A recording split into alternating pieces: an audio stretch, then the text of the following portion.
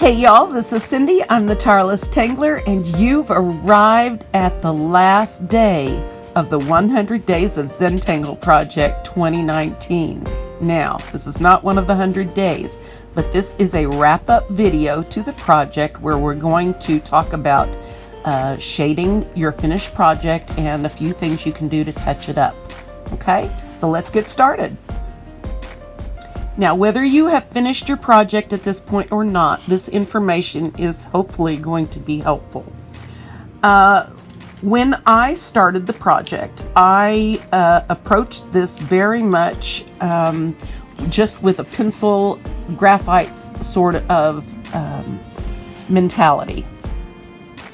Now, what I found, and this is typical of me in my art, what I found, the further away from the drawing of it and the shading of it I get, is that I'm not satisfied with the depth of the shading here. In this, I am very much a student of Annie Oken's Shading Fearlessly book. So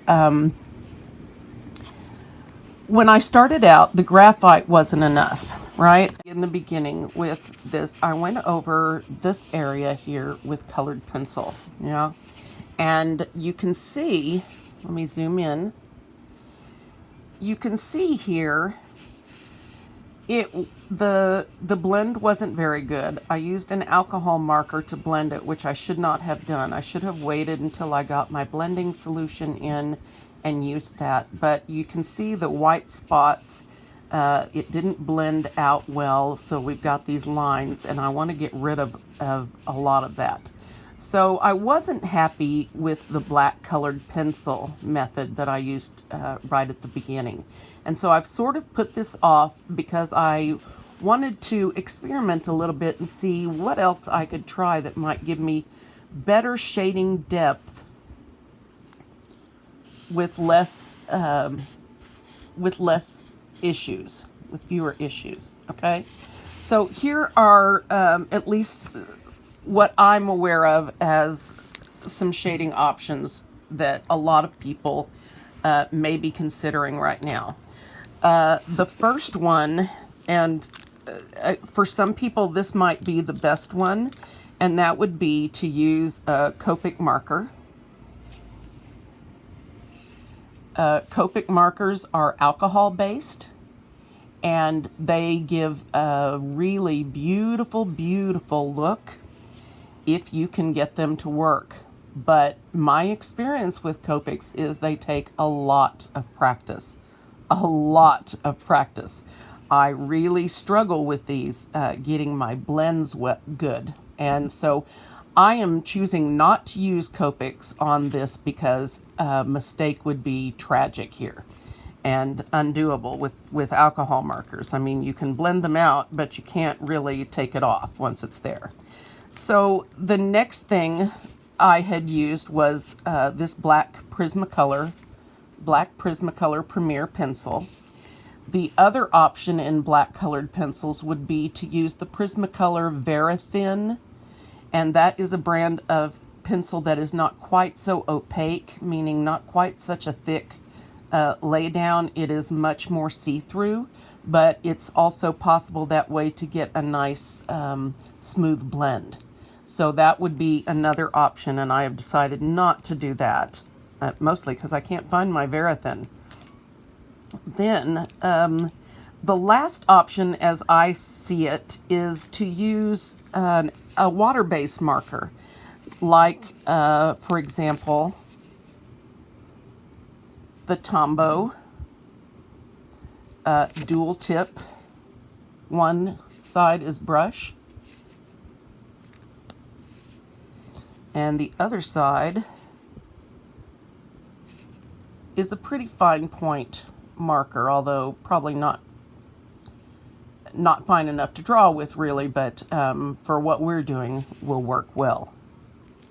Now, these also came with these handy little blender markers, which are colorless, and they also have dual tips.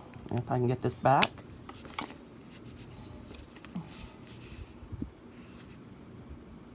Yeah. So this is what I've decided to do. Now, if you don't have Tombos, which can be a fairly, I got them for Christmas, so yay. But if you don't have Tombos, there are other things you can use. My suggestion is this. Get a piece of paper. If you're using an Opus tile and you have a regular Zentangle tile or something else that is made of the same paper, like a bijou tile or a Zendala tile, use one of those. Maybe you have some art that you haven't shaded yet or something like that. I used my my meditation tile from my live stream this morning and used water-based markers, and I practiced using them. Now you can see here, practice is needed, right? So what I'm going to do is walk you through this. The other, my cheap alternative to these is Crayola brand. Here's the thing with water-based markers. You want them to blend with water. And I have some cheap brush pens that I have bought through Amazon, and the price was so good and there were tons and tons of colors, so I went for it. What I found is the blending part doesn't work. I mean, the color goes on okay, and yes, it's water based, but the blend just isn't there. It doesn't blend easily. They are streaky and they dry out in spots and leave marks. So if you're not going to use a decent quality like Tombow, there are other pens, brush pens that are good quality. I have not tried the Arteza brand, but I have their watercolors and their fine point markers, and those are all excellent. So I'm going to assume their brush pens are going to blend as well as the other two. So that would be a low cost alternative to Tombow. But practice this before you start on your pattern.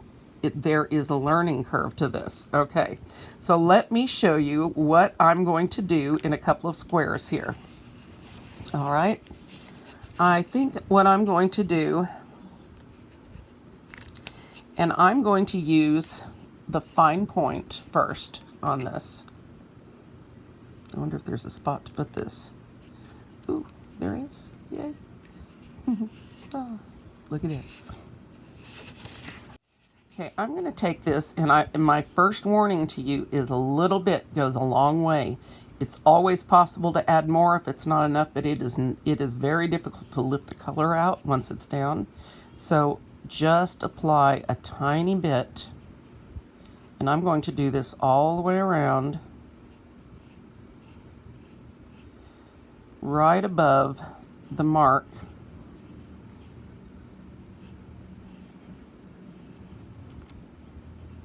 Dividing these two sections, or mini sections as we go. Now, I laid down more than I meant to, and I'm going to show you why you want to go easy. Now, you can get a stray tile or something or a piece of paper and leave it there. If you're using one of these, if you're using a brush pen, those will work just as well, maybe even better than these, because they can be more juicy as far as the blending process. But start where you put your color down, and very gently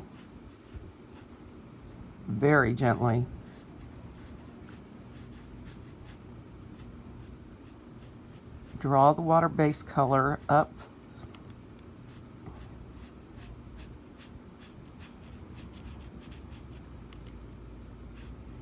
The goal here is to not have a sharp line.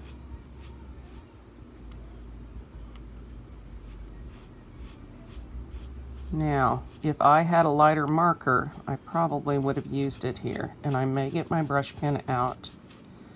That is a little darker than I had hoped. However, it's going to give a lovely, shadow here.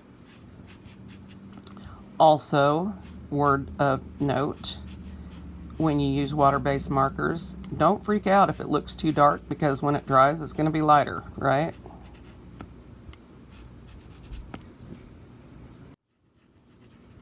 Look at that. Now, I'm going to use this all the way around.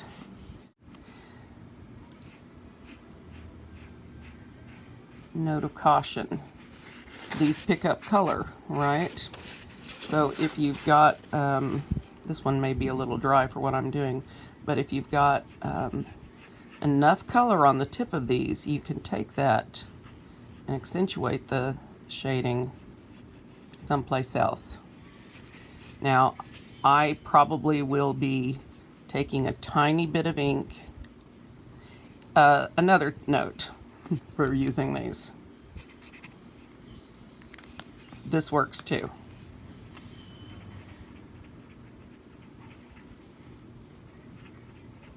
If you turn your brush around or your blender around, it'll pick it up on all sides.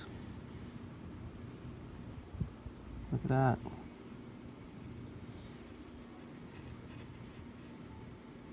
Now be careful.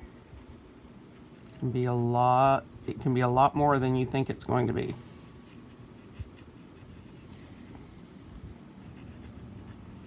But if you get too much, you can carefully, very carefully, lift that up.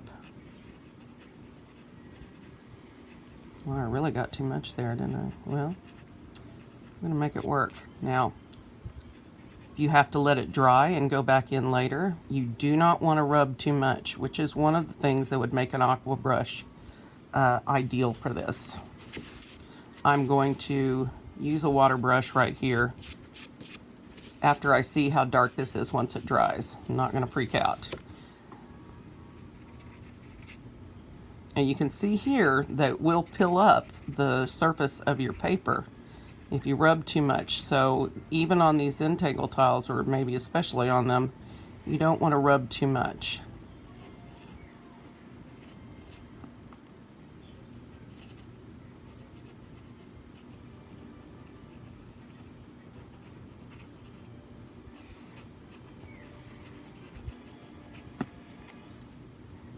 Yeah. So you can do things like this to accentuate the shading all the way around. Now, you may not like it that dark, and that is fine. And quite honestly, if I could have found a lighter gray to work with than this, I probably would have done that. Although I think when it dries, I'm going to be fine with it. But not everyone likes their shading dramatic like this. That just tends to be my go-to, if you will. So one more thing I'm going to try here is to add just a tiny bit here where I have used colored pencil, and see if I can blend out some of the problems that I've got here. So I'm just going to lightly touch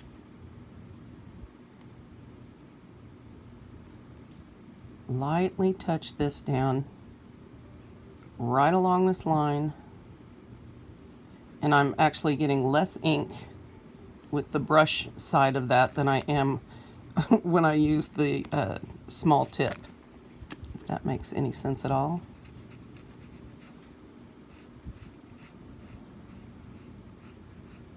Now I'm being very careful with the paper right here because I already blended over this with that alcohol marker. And so it is already fairly distressed, so I'm just barely touching it.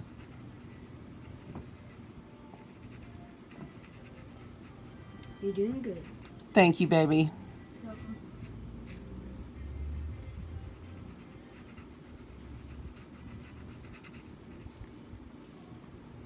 Well, it definitely helps.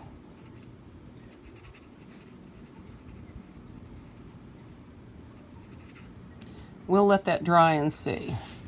Now, if you'll notice over here, this is already lightening, and it's still fairly damp. So we'll give all of this a bit of time to dry, and that already looks better to me. Now, let me zoom out a little bit here.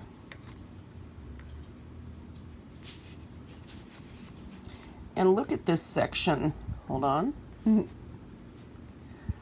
look at this section right here. It has much more depth, right? There is a great division sort of here, and when I take this all the way around, it's going to lift that center square up off the paper and set these edge patterns a little bit behind, not to detract from them, but it's going to make it, it's going to be a really nice effect, okay? So I'm going to do this all the way around the edge and speed it up for you guys, all right? And we're going to see what it looks like when we get done, okay?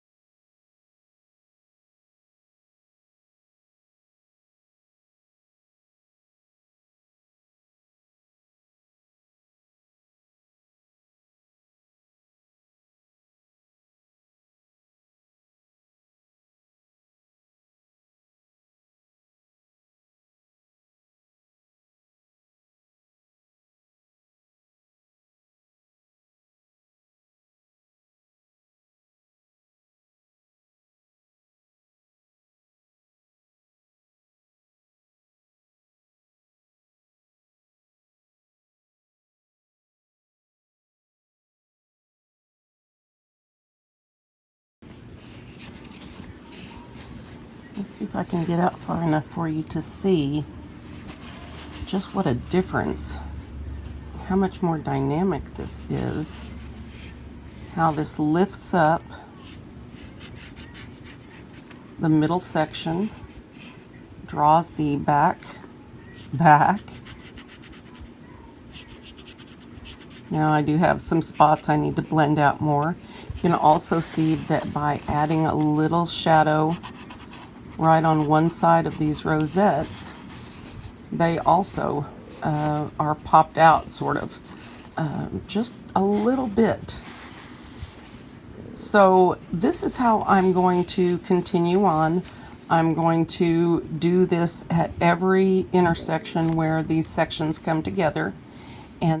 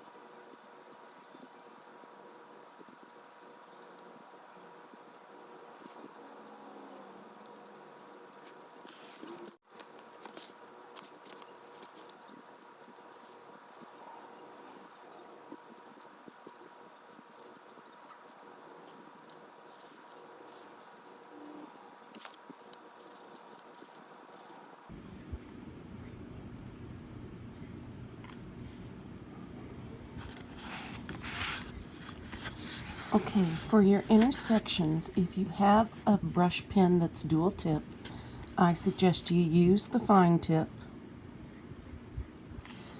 to go through and go over your black lines on each side of each section.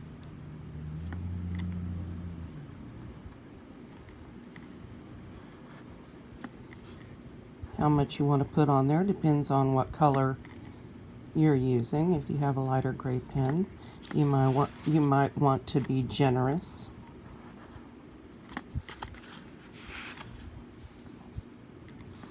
And if you go over these lines right over the top of the black, so by putting that directly on the line, you don't have to worry about a separate line for the shading. Plus, you are able to draw the color up off of that in a much more seamless way, hopefully. Now, this is something that you can go back in and go over with a pencil. You don't get the shine with graphite over this that you do with graphite over, say, black ink. At least, I don't think you do. Definitely going to have some touch-up to do right here.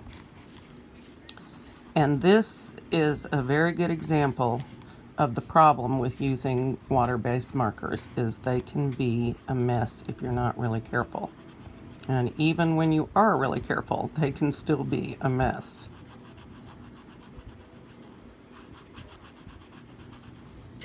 Now, I will tell you that with a water brush, you can lift a lot of this out, but the likelihood that you might make it worse is also there, so just keep that in mind. All of the shading options I gave you come with their good points, their pros and their cons, if you will. And you just have to try them out until you find the one that's going to work the best for you.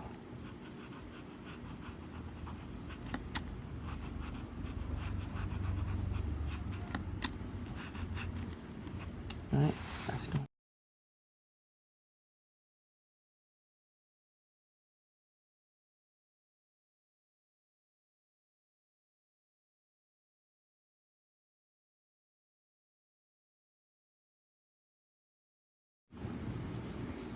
wow, what a difference shading makes.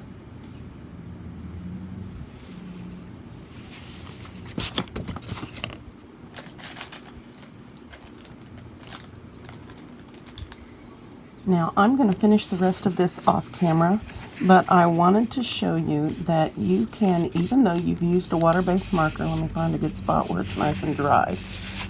Let's see. Might be difficult.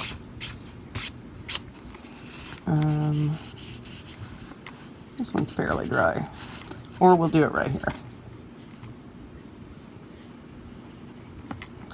You can still go in and use graphite to darken and sort of blend out any spots that you've got here that don't quite blend in with the rest, if you will.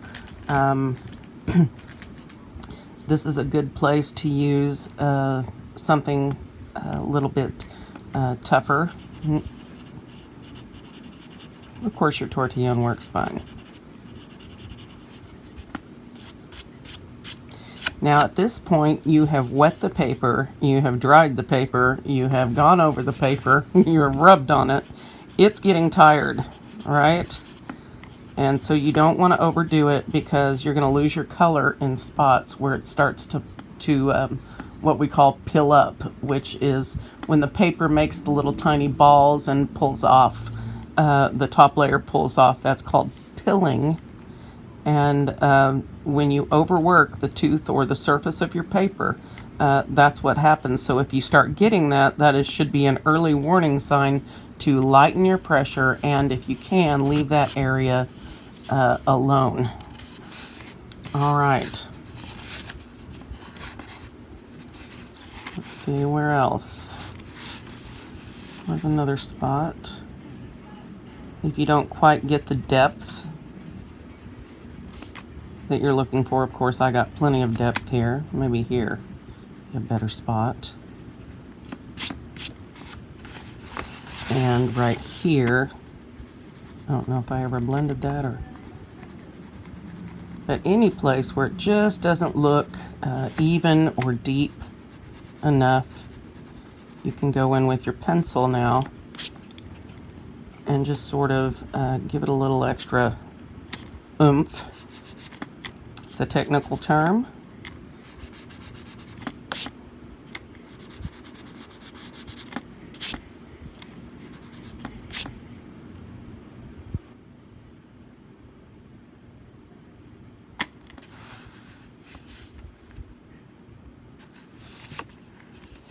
So I'm going to continue to work this all the way around. Now, the last step is with your jelly roll.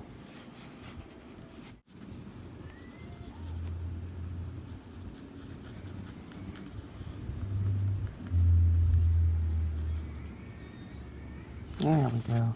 All right, now.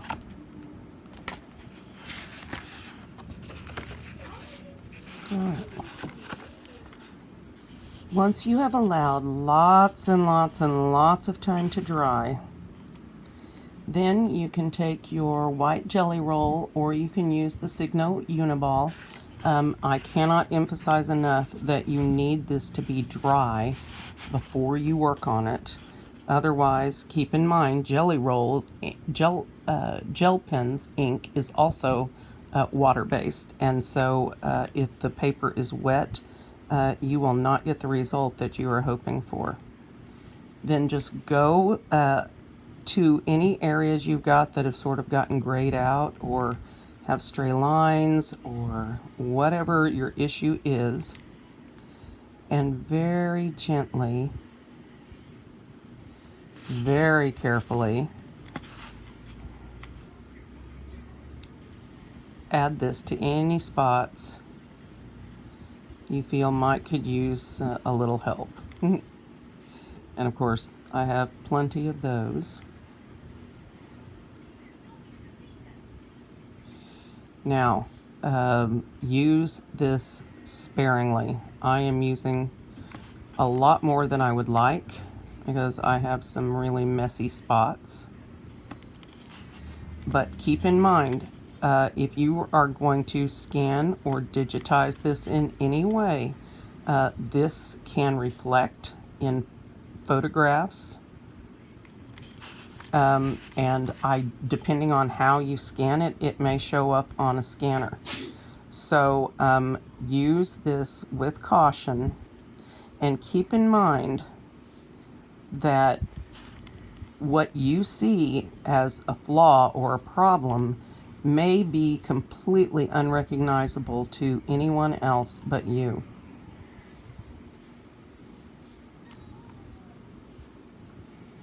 This is not about perfection, Cindy. This is about the creative process, and I specifically, even though my goal in starting this project was to frame it for inspiration for myself, this was never meant to be the gold standard of perfection. This is meant to be an inspirational piece, and it's going to be for me so much more than that, because each section is going to remind me of you guys, remind me of the fun that we've had. Each section with flaws or problems is going to remind me even more vividly of the process for that section, and the video that we made and the fun that was had because of the little quirks. Now,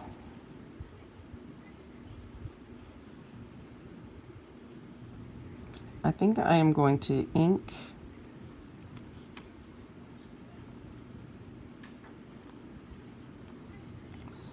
also. If your gel pen doesn't seem to be going down the way you want, or if it gets one of those in one of those difficult spots, and anybody who's used a gel pen knows what I'm talking about, those spots that get goopy and you can't get any good ink lay down there.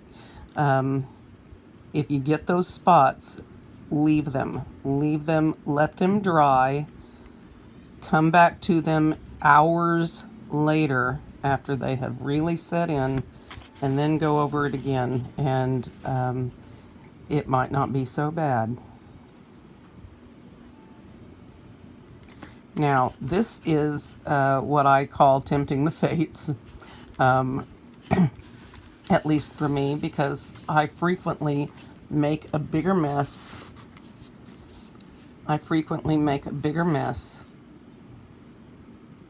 Fixing than I do cleaning up.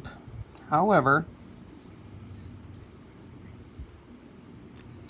if you're careful, this can be a nice way to finish things off. Now, the other thing I'm going to do is go around to spots where I've got these little perfs, these little black balls here, and give any of them that I didn't get a good sparkle on a little sparkle.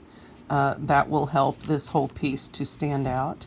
And I also, I may regret this. I may almost immediately regret it.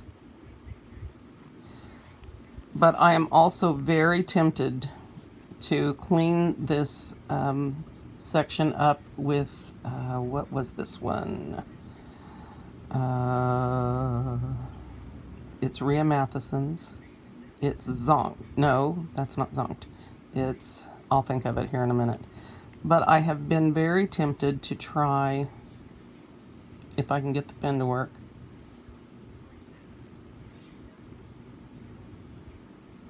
re-emphasizing sort of the arrow shapes, because I feel like that got lost in the black. Something like that.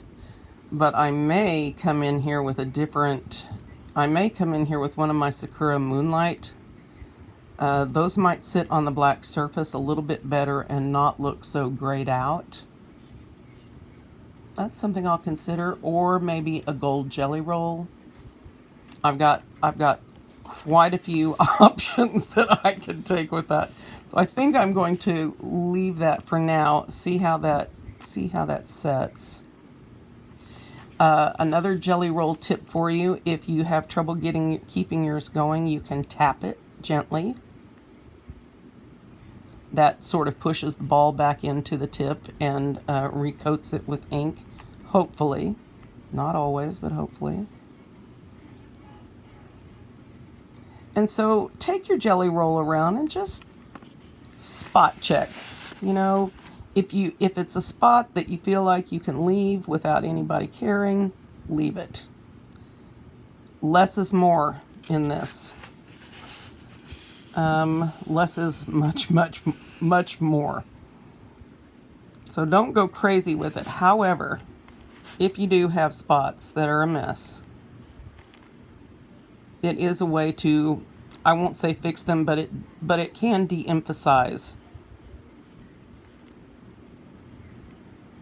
your problems. But again, sparingly, because sometimes if you work it too much, it looks worse, and we don't want that. I am coming to so love this piece. It is so full of joy for me. And that is not because of the art, that is because of y'all.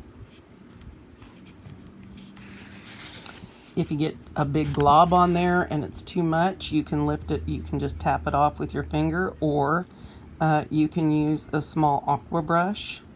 Like I said, gel ink is water soluble, so you can get it wet and lift it off mostly, is my caveat to that. But again, be careful with the rubbing. You want to protect the tooth of your paper as if it were a small child.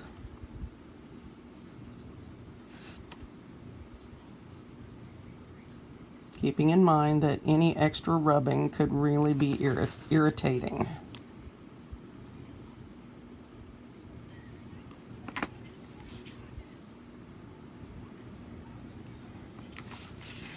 And so I'm just going to take this around and clean up this border.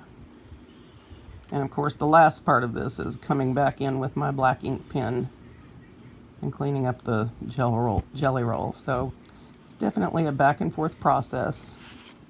And like I said, you don't want to go too crazy with it. And if you have an area that needs 2 coats, let it dry first. All right, I think I got most of my problem areas. I may have some within the patterns themselves, but probably not as many. All right, guys, I am going to leave you to finish your projects. If you use your water-based markers to shade, as I have done, be careful. Practice first on the same type of paper if at all possible, and you will get much nicer results. You do not need Tombow. You can do this with Crayola Super Tips and a water-based marker. Just be careful. Remember that this is something you want to keep forever, and so a little practice outside of it first will just help to keep it safer. So that is it for our 100-day project. I will miss it very much, but I hope that you guys will share your art with me on Instagram in particular. I am really bad about being on Facebook. I don't get on much. So if you really want to connect with me, let's do it on Instagram, and I would love to see your art. So tag me, hashtag the Tireless Tangler or at the Tireless Tangler. Either way will get my attention, and I do try to do regular searches on Instagram for you guys. So tag me and I will check out your art, and this is going to be fun. I hope you guys enjoyed our meditation yesterday. I hope that if you weren't able to be there, that you will check us out on Monday. We're going to be trying this for several weeks on Monday mornings at 9 a.m. 9 a.m. is our new post time. That's 9 a.m. my time, Central Standard Time. That is Greenwich Mean Time -5. And I haven't actually checked the UTC. That's what I need to do in it. So all that newfangled stuff. All right, guys. Thank you for being with me for this 100-day project. If you are new, you can start this at any time. You will still come out with a beautiful piece of art. All right? Okay, everyone, be sure to come back tomorrow and check out some dynamic dingbats and see what the plan is going forward.